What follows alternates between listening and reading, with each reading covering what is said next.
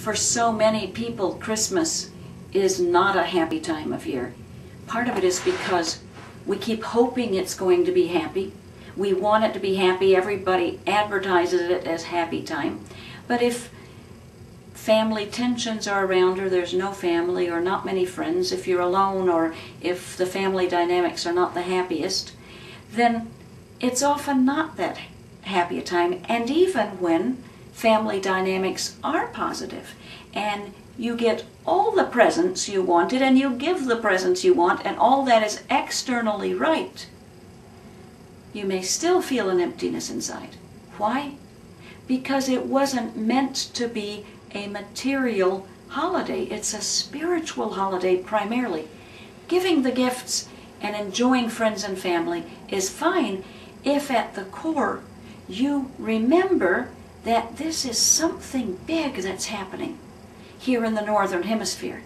What is happening is the growing of the spiritual light inside is increasing while the external light is decreasing. And each year we have an opportunity to re-experience and experience to a greater degree the internal light coming forth inside of us, which is what the birth of Jesus symbolizes. The Christ light coming forth in us.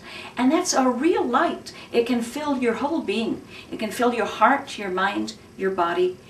When you connect with that, you will so tune into the joy of the season. You will get what the singing of the angels is about. So how could you tune into that this Christmas? I suggest you start at the beginning of December, shortly after Thanksgiving, and you start reading and tuning in and meditating about the coming of that light within your being, as well as historically in Jesus' birth. It's usually easiest to do that if you are with a spiritual community that is also doing that, and you can be with them at this time. In our spiritual communities, in our centers of light around the country, we start the readings early on, and people come every day if they can, or each week if they can, and they grow in that story inside them with an anticipation to where even the children in our communities are saying that the presents are secondary to what they have built up to and are anticipating in Christmas. That it is the celebration of the coming of the light, and the children feel it profoundly. And then they go do the presents, and they're not as big a deal as the truth of this season, the hope, the love in it, the coming of love into our planet, the promise of inner peace, and when enough of us gain inner peace, the promise of world peace.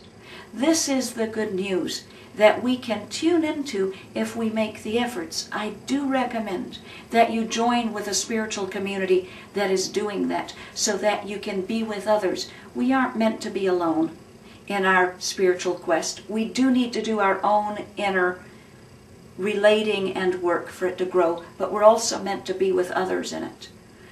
If you're near where there's centers of light in a city, you can join with them. If you find other congregations that do it, join with them. But do the readings inside.